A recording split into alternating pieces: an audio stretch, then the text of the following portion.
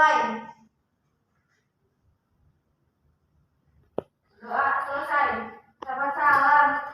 Assalamualaikum warahmatullahi wabarakatuh. Kalian tahu ya hari ini materinya apa?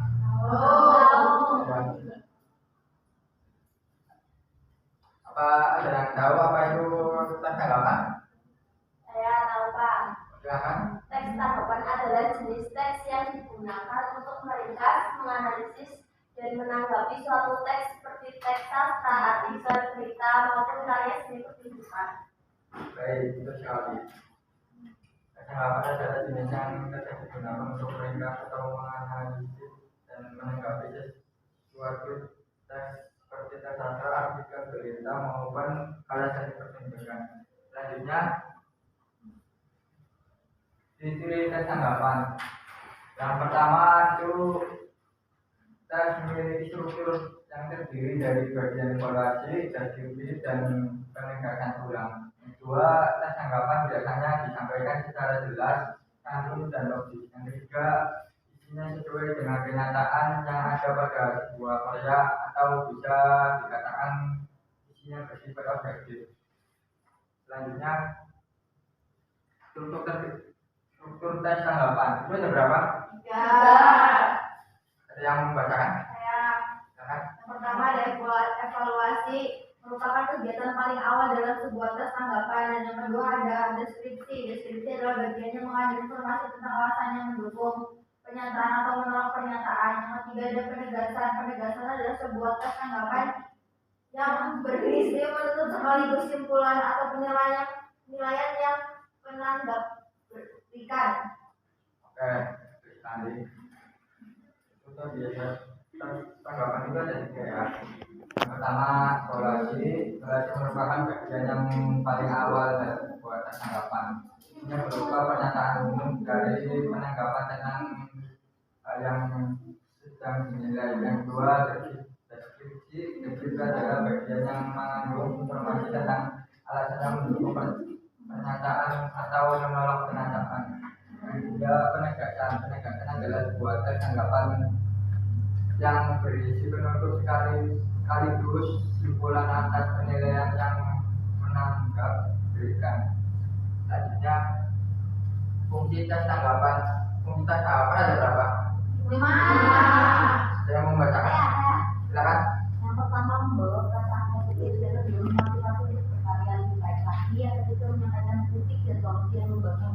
Yang keempat, awalan baik melakukan percakapan dengan orang lain. Dan yang terakhir, belajar untuk menyampaikan dan mendengarkan tanggapan dengan objektif serta santun. Oke, terus sekali.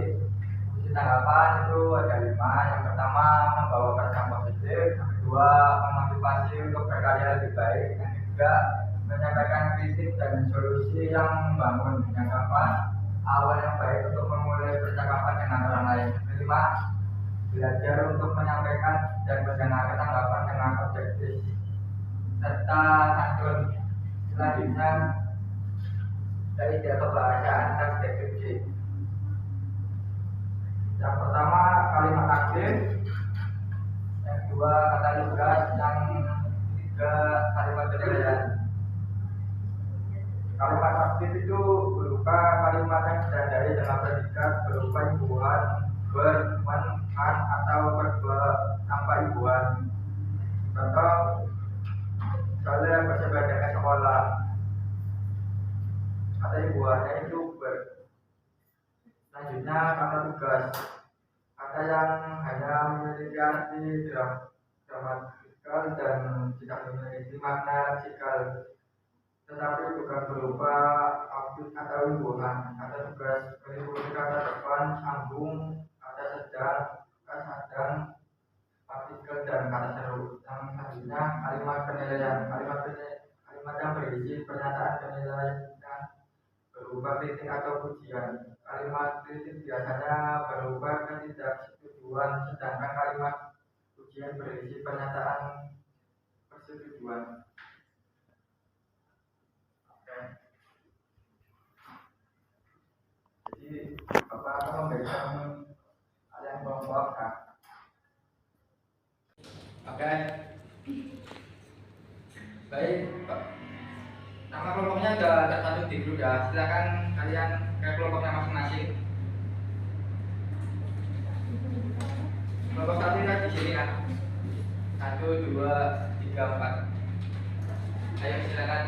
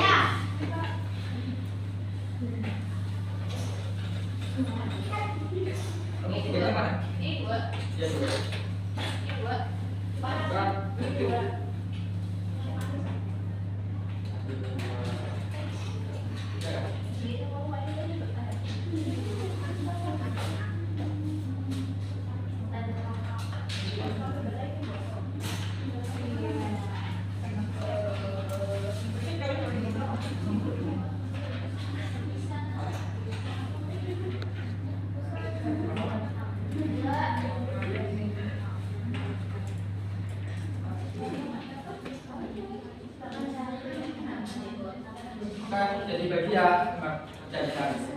Silakan kerjakan, kalian dicari tanggapan. Waktu kalian itu hanya 15 menit aja. Cukup enggak? Cukup. Oke. Kerjakan.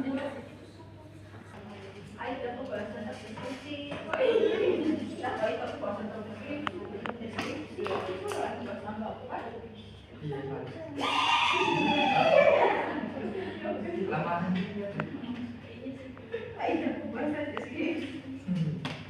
Ayo kerjakan.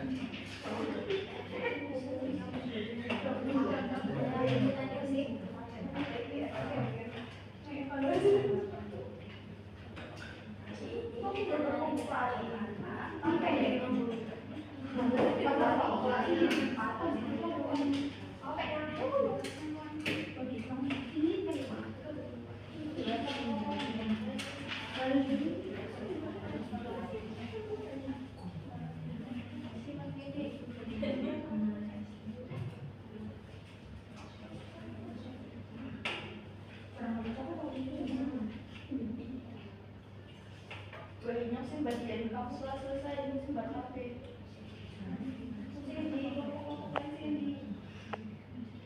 Kirim. Sini dibikin janjian. Sama.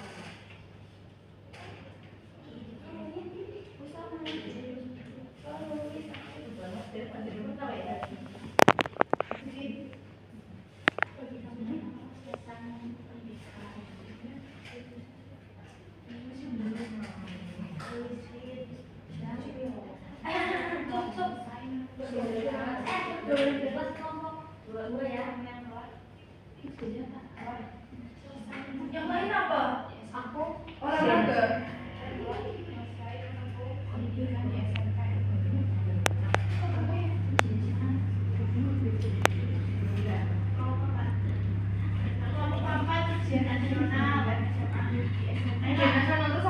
Aku olahraga apa? Apa judulnya ini? Apa? Isinya apa olahraga? Isinya apa? Ada judulnya tentang apa? Yang isinya apa olahraga? Isinya apa?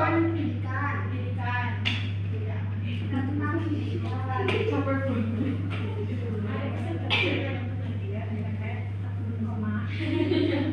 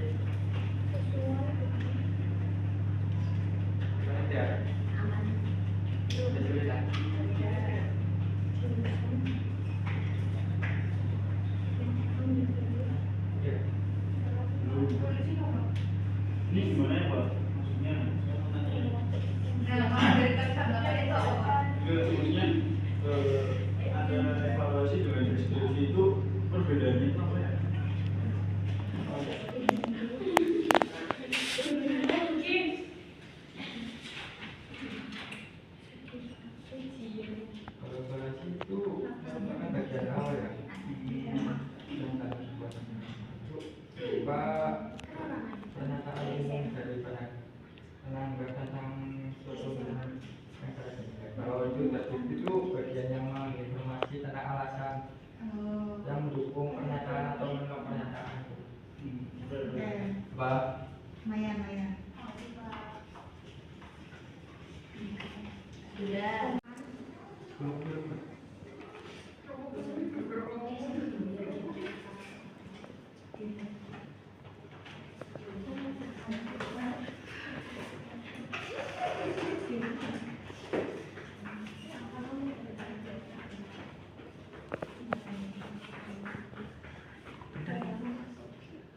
Cuma estetik.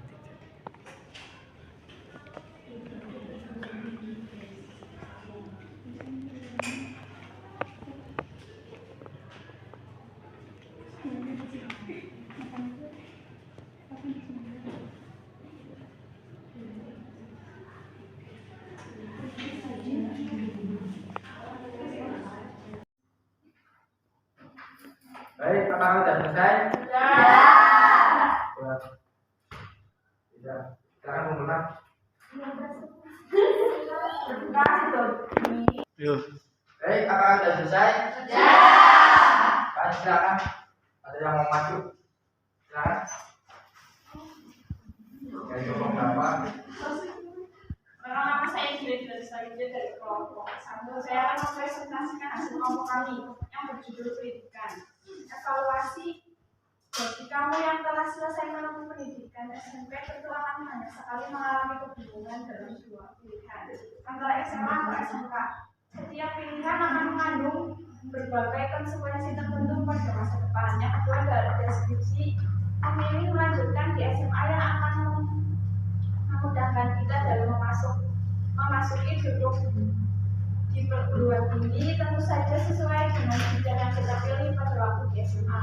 Yang ketiga ada penegasan, ketika memilih melanjutkan ke SMK setelah lulus kita langsung dapat pekerjaan. Pekerjaan tersebut sesuai dengan jurusan yang akan dipilih pada waktu SMK. Ditinjau dari segi praktik, lapangan di SMA lebih mengutamakan pada teori dibandingkan dengan praktik lapangan. Terima kasih. Wassalamualaikum warahmatullahi wabarakatuh. Selanjutnya siapa? Assalamualaikum warahmatullahi wabarakatuh. Saya Dina Fitri, perwakilan dari kelompok 2 akan membacakan hasil diskusi kami. Yang berjudul pergaulan bebas. Yang pertama, evaluasi pergaulan bebas. Setelah menjerat banyak remaja masa kini, pergaulan bebas merupakan perilaku yang menyimpang dari melewati batas. Pergaulan ini tidak mengikuti norma-norma ketimuran yang diatur oleh masyarakat Indonesia. Selanjutnya, deskripsi berbagai dampak negatif ditimbulkan akibat dari pergaulan bebas,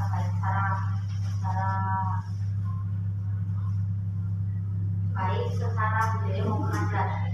Dilihat dari sisi yang berbeda, pergaulan bebas juga memiliki berbagai dampak positif dari segi sosial. Teknologi yang semakin maju juga memiliki pengaruh terhadap pergaulan bebas. Terakhir, penegasan. Setelah melalui penyebab terjerumusnya remaja dalam pergaulan bebas, orang tua diharapkan lebih tegas dalam mengatasi dan mendidik anak.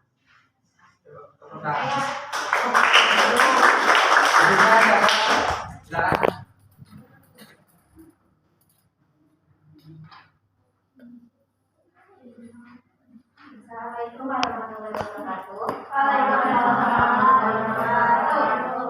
Nazla Taulia, perwakilan dari kelompok 4 akan mempresentasikan hasil diskusi kami. Tes tanggapannya judulnya ujian nasional. Evaluasi wacana ujian nasional ini sudah diberikan ke masyarakat sejak awal tahun 2014. Tetapi kepastian hal tersebut masih belum jelas. Pemerintah telah merencanakan ujian nasional online. Tetapi melaksanakan ujian nasional online harus melewati proses penyesuaian dan menuntut kesiapan infrastruktur teknologi di berbagai daerah. Deskripsi disampaikan bahwa proses ujian nasional akan diselenggarakan di laboratorium komputer di sekolah dan jawabannya akan ditentukan oleh sebuah server melalui internet. Sekolah yang akan dipilih akan mendapatkan kesempatan uji coba ujian nasional online pada 2016. Penegasan, apa yang bisa diperoleh dari isu di atas bahwa ujian nasional bisa memicu dampak positif. ujian online itu perlu karena kita dari sisi positifnya yang cukup menguntungkan, tetapi harus adanya fasilitas yang mendukung. Ya, wassalamualaikum warahmatullahi wabarakatuh. Waalaikumsalam. Siapa? Eva.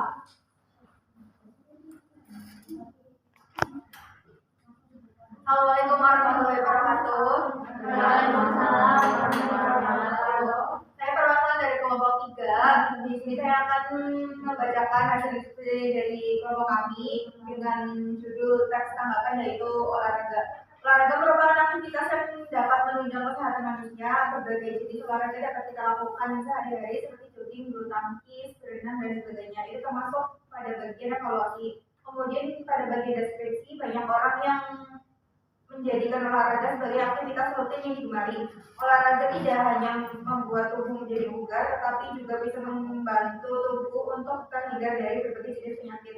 Dengan rajin berolahraga, kita dapat terhindar dari kanker, stroke, hipertensi, dan sebagainya. Kemudian pada bagian penegasan, olahraga jika dilakukan secara rutin bisa menjadi aktivitas yang mampu menjaga kesehatan tubuh. Namun jika berlebihan, tubuh justru akan terkena berbagai penyakit. Sesuaikan aktivitas olahraga dengan kondisi tubuh masing-masing agar tubuh menjadi sehat dan bugar. Jangan lakukan olahraga secara berlebihan untuk menghindari hal-hal yang buruk terjadi pada tubuh. Sekian, terima kasih. Tepuk tangan dulu.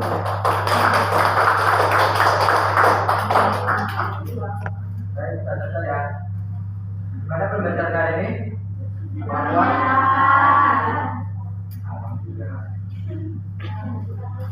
Ya, sekian dari saya.